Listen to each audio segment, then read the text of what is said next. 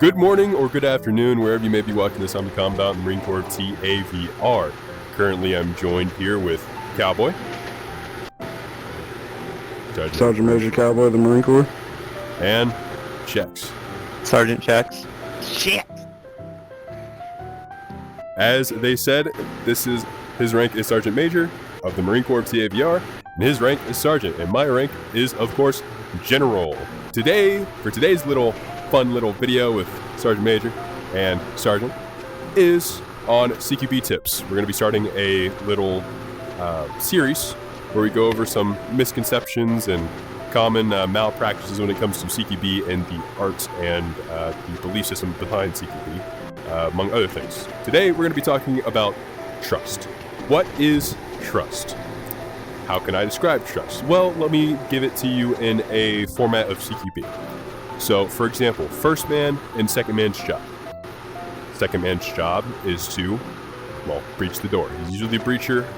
First man and second man are usually on the same side as the door handle, so that would be the weak side. And then third and fourth are usually on the strong side, or where the hinges are.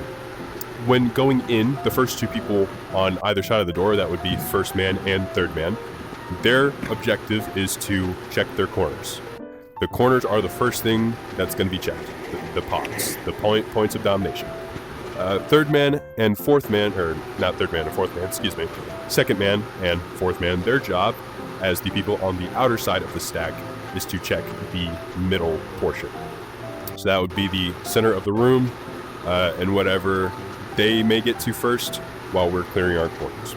Now, trust is important in CQB for one reason. Doesn't matter how long you've been working with a team, doesn't matter how good your SOP is, standard operating procedure, doesn't matter how bad your SOP is, if you do not trust each other. So if I didn't trust Cowboy, if I didn't trust CHEX, then it's going to be life or death. I'm going to die, something's going to happen, something bad is going to happen. If I can't trust Cowboy, for example, as my breacher, my personal breacher, to check the center of the room, and I'm doing his job for him, now who's checking the corners? Who's checking that left corner? Who's checking that right corner? Nobody, and now he has to double back and do my job for him, or do my job for me, rather, excuse me. And now that enters some complications like flagging, violating AOF, so on and so forth, and we don't want that. People end up dying, people end up getting killed, and now all of a sudden we're fighting for angles. There's friendly fire, there's enemy fire into friendlies. It's a mess. As long as you have trust, you should be fine, but you have to trust your teammates more than ever to do their jobs. Now, trust. To gain trust, to get comfortable with your team, generally what I would recommend is getting with people you're familiar with. For example, me and Cowboy, we operate a lot together, which is why I'm confident when I appoint him as my personal breacher, because I know he can do the job. Trust is something that cannot be earned. In the same way as being a good artist, you cannot break the rules of art until you've learned the rules of art. So, in order to build trust, I'd recommend get a team, stick with that team, don't change up characters, because then you're going to have to restart from the very beginning with those people, and build off of that. And that goes into stuff like gun signals, hand signals. A lot of people try to skip all those portions, go straight to the difficult stuff. The thing is, you can't do the difficult stuff if you can't trust your teammates to do the simple stuff, like clearing their corners. So, like I said before, CQB, much like art, you have to know the rules to break the rules. Don't overcomplicate stuff, keep it simple, continue working. Most of the time, any CQB team, it takes them years and years and years for them to perfect their practice, and even then it still takes them years more to, complicate it a little bit.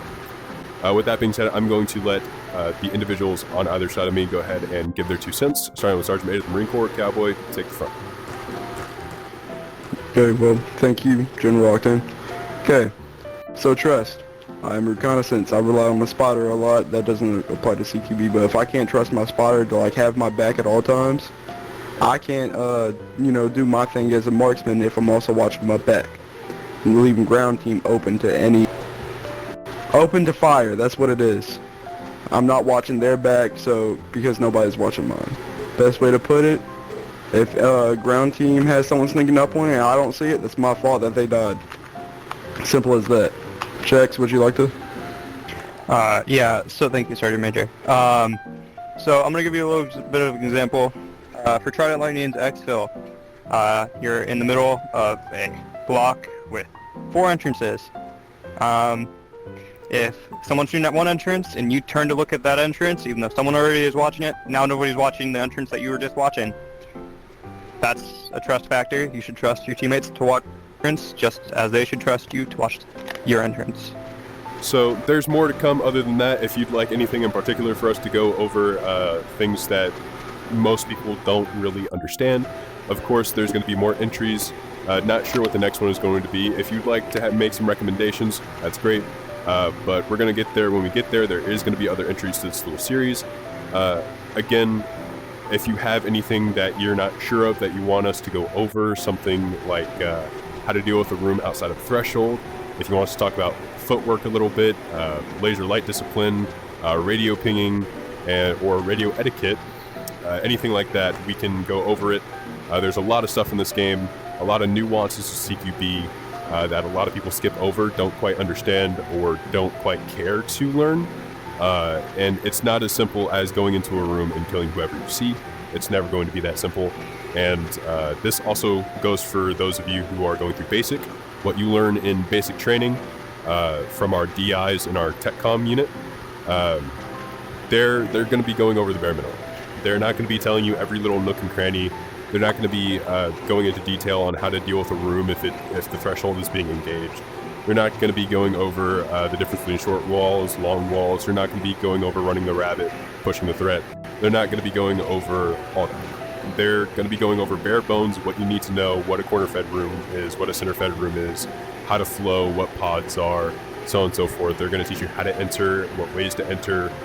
They're not going to get too far into ordnance or any other more complicated stuff like gun nods or anything with T-shapes, L-shapes, as they are few and far between. So please keep updated with this series. This goes for anyone who's in the Discord, especially. This will also be going on our YouTube channel as a training video, so that way y'all can understand this a little bit better and train a little bit better. Hopefully we'll be able to implement and reinforce the topic of trust and sticking with the same team for longer periods of time once we get the platoons up and running, which hopefully is soon, but unfortunately with our issue with inactive members, you never know. Anyway, thank you for watching. I'm OCTANE, Commandant of the Marine Corps TAPR, Sergeant CHEX, Sergeant Major of the Marine Corps COWBOY.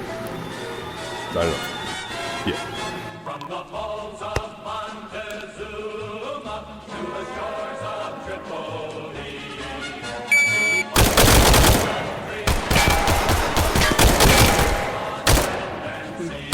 Where are you guys moving? Let's move.